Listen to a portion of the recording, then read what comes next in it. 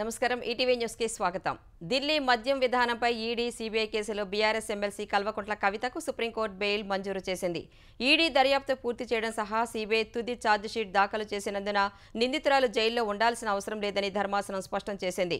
ఈ కేసులో దర్యాప్తు పారదర్శకతపై సీబీఐ ఈడీలకు ప్రశ్నలు సంధించిన ధర్మాసనం కొందరిని అప్రూవర్లుగా ప్రకటించడంపై అభ్యంతరం వ్యక్తం చేసింది. సీబీఐ ఈడీ నమోదు చేసిన కేసుల్లో బెయిల్ కోరుతూ కవిత దాఖలు చేసిన పిటిషన్లపై సుప్రీంకోర్టులో వాదనలు జరిగాయి. కవిత తరపున ప్రముఖ న్యాయవాది ముకుల్ రోహత్గి, ఈడీ తరపున అదనపు సొలిసిటర్ జనరల్ వాదనలు వినిపించారు. ఈడీ కేసులో 5 నెలలుగా, సీబీఐ కేసులో 4 నెలలుగా కవిత జైల్లోనే ఉన్నారని ఆమె తరపు న్యాయవాది గుర్తు చేశారు. ఢిల్లీ మద్యం కేసులో 100 కోట్ల ముడుపుల ఆరోపణల్లో ఎలాంటి వాస్తవం లేదన్న రోహత్గి, కవిత నుంచి ఇప్పటి వరకు ఎలాంటి సొమ్ము రికవరీ చేయలేదని వెల్లడించారు.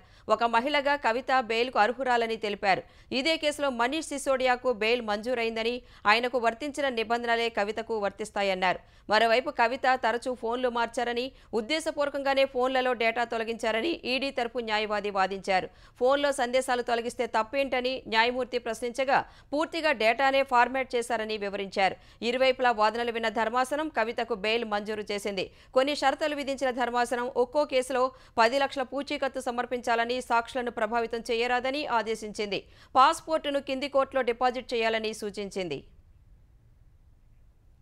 కవితకు బెయిల్ రావడం పట్ల బీఆర్ఎస్ నేతలు సంతోషం వ్యక్తం చేశారు. సుప్రీంకోర్టుకు ధన్యవాదాలు తెలిపిన బీఆర్ఎస్ కార్యనిర్వాహక అధ్యక్షుడు కేటీఆర్, ఉపశమనం లభించిందని, న్యాయం గెలిచిందని ఎక్స్లో పోస్ట్ చేశారు.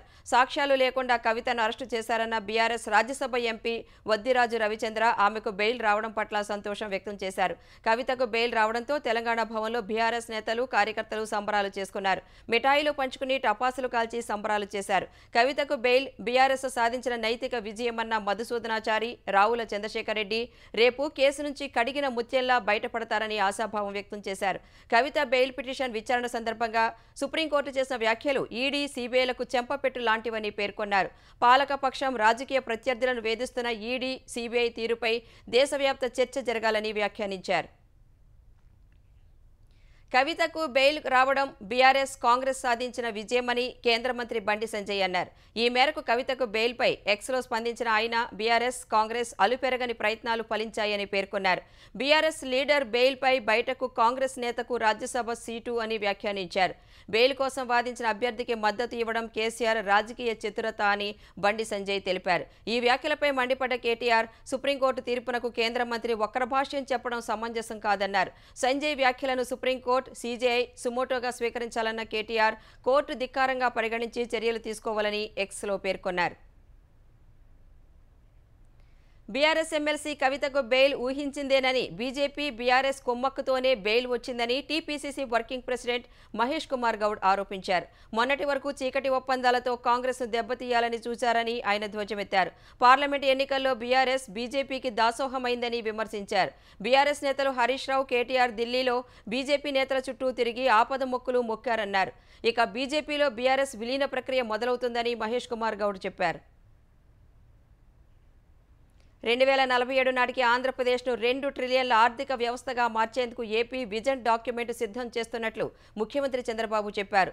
మ్యాక్రో టు మైక్రో విధానాన్ని అవలంబిస్తూ ఏపీ అభివృద్ధికి చర్యలు తీసుకోనున్నట్లు వెల్లడించారు. అమరావతి సచివాలయంలో నీతి ఆయోగ్ ప్రతినిధులను కలిసిన చంద్రబాబు వికసిత ఏపీ 2047 డాక్యుమెంట్ రూపకల్పనపై చర్చించారు. మొత్తం 12 అంశాలతో వికసిత్ ఏపీ డాక్యుమెంట్ రూపొందిస్తున్నట్లు నీతి ఆయోగ్ ప్రతినిధులకు సీఎం వివరించారు. వచ్చే 5 ఏళ్లకు జిల్లాల వారీగా విజన్ డాక్యుమెంట్లు సిద్ధం చేస్తున్నట్లు తెలిపారు. ఏపీను హై వాల్యూ అగ్రి ప్రాసెసింగ్ హబ్గా తీర్చిదిద్దేందుకు ప్రణాళికలు రూపొందిస్తున్నట్లు వివరించారు. విద్య, పారిశ్రామిక అవసరాలకు అనుగుణంగా యువతలో నైపుణ్యం పెంచే కార్యాచరణ రూపొందిస్తున్నట్లు వెల్లడించారు. దేశ తూర్పు తీర ప్రాంతానికి లాజిస్టిక్ హబ్గా ఏపీని తీర్చిదిద్దేందుకు ప్రణాళికలు సిద్ధం చేస్తున్నట్లు తెలిపారు. పరిశ్రమలు, పునరుత్పాదక విద్యుత్ ఉత్పత్తి కేంద్రం, అంతర్జాతీయ పర్యాటక కేంద్రంగా అభివృద్ధి చేసేందుకు యాక్షన్ ప్లాన్ సిద్ధం చేస్తున్నట్లు చెప్పారు. ఏపీలోని వివిధ నగరాలను గ్రోత్ సెంటర్లుగా మార్చేలా ప్రణాళిక రూపొందిస్తున్నట్లు నీతి ఆయోగ్ ప్రతినిధులకు చంద్రబాబు వివరించారు. అందరికీ అందుబాటులో అత్యాధునిక వైద్యం అందించే దిశలో చర్యలు చేపట్టనున్నట్లు తెలిపారు. డిజిటల్ గవర్నెన్స్, ఆర్థికాభివృద్ధికి ఏపీని ఓ నమూనాగా తీర్చిదిద్దేందుకు కృషి చేస్తున్నట్లు చెప్పారు. పట్టణాలు, నగరాల్లో ప్రభుత్వ స్థలాల ఆక్రమణల పట్ల కఠినంగా వ్యవహరిస్తామని ఆంధ్రప్రదేశ్ పురపాలక శాఖ మంత్రి నారాయణ హెచ్చరించారు. స్థలాలు ఆక్రమించి నిర్మాణాలు చేపట్టిన వారు స్వచ్ఛందంగా అప్పగించాలని, లేదంటే ప్రభుత్వమే స్వాధీనం చేసుకుంటుందని ప్రకటించారు. ఇప్పటికే కొన్ని ప్రాంతాల్లో అక్రమ నిర్మాణాలపై చర్యలు చేపట్టినట్లు గుర్తు చేశారు. వైసీపీ హయాంలో పురపాలక శాఖను అస్తవ్యస్తం చేశారన్న నారాయణ అక్టోబర్ నాటికి గాడిన పెడతామన్నారు. ఆక్రమించుకున్న స్థలాలు ప్రభుత్వానికి తిరిగి ఇవ్వకపోతే హైడ్రా లాంటివి చూడాల్సి వస్తుందని ఎమ్మెల్యే గంటా శ్రీనివాసరావు అన్నారు. విశాఖ కాపులపొడపాడు డంపింగ్ యార్డ్, ఘన వ్యర్థాల నిర్వహణ ప్లాంటును మంత్రి Narayana, MLA Ganta Srinivasarao, GVMC commissioner Sampath Kumar పరిశీలించారు. కాకినాడ జిల్లా ఏలేశ్వరం గురుకుల పాఠశాలలో కలుషిత ఆహారం తిని అస్వస్థతకు గురైన విద్యార్థినులకు మెరుగైన వైద్య సేవలు అందించాలని ఆంధ్రప్రదేశ్ ఉప ముఖ్యమంత్రి పవన్ కళ్యాణ్ ఆదేశించారు. ఈ ఘటనపై కాకినాడ జిల్లా కలెక్టర్ అధికారులతో మాట్లాడిన పవన్ వారి ఆరోగ్య పరిస్థితిని ఆరా తీశారు. అవసరమైతే ఏలేశ్వరం ఆసుపత్రికి స్పెషలిస్టులను పంపించాలని మంత్రి సూచించారు. గురుకులంలో విద్యార్థినులకు అందించిన ఆహారం, తాగునీటిని పరీక్ష చేయించాలని పవన్ ఆదేశాలు జారీ చేశారు.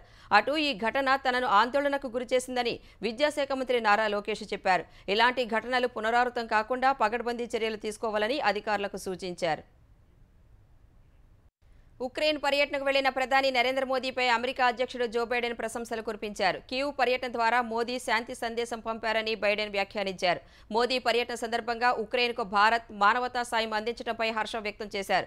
అమెరికా అధ్యక్షుడికి ఫోన్ చేసిన ప్రధాని మోదీ పోలాండ్, ఉక్రెయిన్ పర్యటనపై చర్చించారు. మోదీ శాంతి సందేశం, మానవతావాద మద్దతు మెచ్చుకోదగినవని బైడెన్ తెలిపారు. ఇండో పసిఫిక్ ప్రాంతంలో శాంతి, శ్రేయస్సు కోసం భారత్, అమెరికా కలిసి పనిచేయడానికి నిబద్ధతతో ఉన్నట్లు అగ్రరాజ్య అధ్యక్షుడు పునరుద్ఘాటించారు. మోదీ, బైడెన్ ఫోన్ చర్చల సందర్భంగా బంగ్లాదేశ్లో నెలకొన్న పరిస్థితులపైన ఇరువురు చర్చించుకున్నారు. బంగ్లాదేశ్లో ఘర్షణ సందర్భంగా అక్కడి మైనార్టీలందరికీ భద్రత లభించేలా చూడాల్సి ఉందని అభిప్రాయపడ్డారు. రష్యా ఉక్రెయిన్ సమస్యకు వీలైనంత త్వరగా శాంతియుత పరిష్కారం కనుగొనేందుకు భారత్ మద్దతిస్తుందని ప్రధాని నరేంద్ర మోదీ స్పష్టం చేశారు. రష్యా అధ్యక్షుడు వ్లాదిమిర్ పుతిన్కు ప్రధాని మోదీ ఫోన్ చేశారు. ఈ సందర్భంగా భారత్, రష్యా మధ్య ప్రత్యేకమైన వ్యూహాత్మక భాగస్వామ్యాన్ని మరింత బలోపేతం చేసే చర్యలపై చర్చించినట్లు మోదీ తెలిపారు. రష్యా ఉక్రెయిన్ యుద్ధం సహా ఇటీవల తన ఉక్రెయిన్ పర్యటనలో జరిగిన పరిణామాల్ని పుతిన్కు వివరించినట్లు సామాజిక మాధ్యమం ఎక్స్లో ప్రధాని మోదీ పోస్ట్ చేశారు. క్రీడలపై ప్రభుత్వం ప్రత్యేక దృష్టి సారించిందని తెలంగాణ ఉప ముఖ్యమంత్రి భట్టి విక్రమార్క అన్నారు. ఈ నెల 29న జాతీయ క్రీడా దినోత్సవాన్ని పురస్కరించుకుని MP Anil Kumar Yadav, sports authority chairman శివసేనారెడ్డితో కలిసి ఆయన ఎల్బీ స్టేడియంలో క్రీడా పోటీలు ప్రారంభించారు. తెలంగాణను క్రీడల్లో ముందుంచేలా సీఎం రేవంత్ రెడ్డి ప్రణాళిక రచించారన్న భట్టి ఖచ్చితంగా రాష్ట్రాన్ని ఉన్నత స్థాయికి తీసుకువెళ్తామన్నారు. యువత క్రీడల వైపు ఆసక్తి కనపరచాలని విక్రమార్క పిలుపునిచ్చారు. హిమాయత్ సాగర్ కొత్వాల్గూడలోని తన గెస్ట్ హౌస్ నిబంధనలకు విరుద్ధంగా ఉంటే తామే కూల్చివేస్తామని ఎమ్మెల్సీ పట్నం మహేందర్ రెడ్డి తెలిపారు. హిమాయత్ సాగర్ చెరువును ఆక్రమించి గెస్ట్ హౌస్ కట్టారన్న ఆరోపణలను ఆయన ఖండించారు. తన భవనం ఎఫ్టీఎల్ బఫర్ జోన్ పరిధిలో లేదన్నారు. 2005లోనే అన్ని అనుమతులు తీసుకుని గెస్ట్ హౌస్ నిర్మించుకున్నానని మహేందర్ రెడ్డి తెలిపారు. ఇప్పటి వరకు ఈ విషయంపై తనకు ఎలాంటి నోటీసులు అందలేదని వివరించారు. ఒకవేళ నిబంధనలకు విరుద్ధంగా ఉందని ప్రభుత్వం గుర్తిస్తే ఆ భవనాన్ని తామే కూల్చివేస్తామని మహేందర్ రెడ్డి ప్రకటించారు. తెలంగాణలోని గిరిజన ప్రాంతాల్లో మూతపడిన 43 ప్రభుత్వ పాఠశాలల్ని వెంటనే తెరిపించాలని మాజీ మంత్రి హరీష్ రావు డిమాండ్ చేశారు. ఉపాధ్యాయులు లేక బడులు మూతపడటం అంటే పాలకులు సిగ్గుతో తలదించుకోవాలని సామాజిక మాధ్యమం ఎక్స్లో హరీష్ రావు పోస్ట్ చేశారు.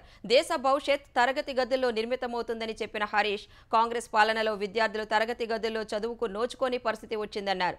ప్రభుత్వ తప్పిదం వల్ల గిరిజనులు ప్రాథమిక విద్యకు దూరం కావడం క్షమించరాని నేరమన్నారు. మూతపడిన పాఠశాలల్ని తెరిపించాలని, టీచర్లను నియమించే వరకు విద్యా వాలంటీర్లను నియమించాలని హరీష్ సూచించారు. అటు అవినీతి కాంగ్రెస్ పాలనలో తెలంగాణ ఆగమవుతోందనడానికి ఆదిలాబాద్లో పాఠశాలలు మూతపడిన ఘటనలే నిదర్శనమని బీఆర్ఎస్ కార్యనిర్వాహక అధ్యక్షుడు కేటీఆర్ ఆక్షేపించారు. అలాగే హైదరాబాద్లోని డిస్పెన్సరీల్లో మందుల కొరతపై ఈనాడు పత్రికలోని కథనాన్ని ఎక్స్లో ప్రస్తావించిన కేటీఆర్, అసమర్థ ముఖ్యమంత్రి వల్లే తెలంగాణ ఆగమవుతోందని ఆరోపించారు.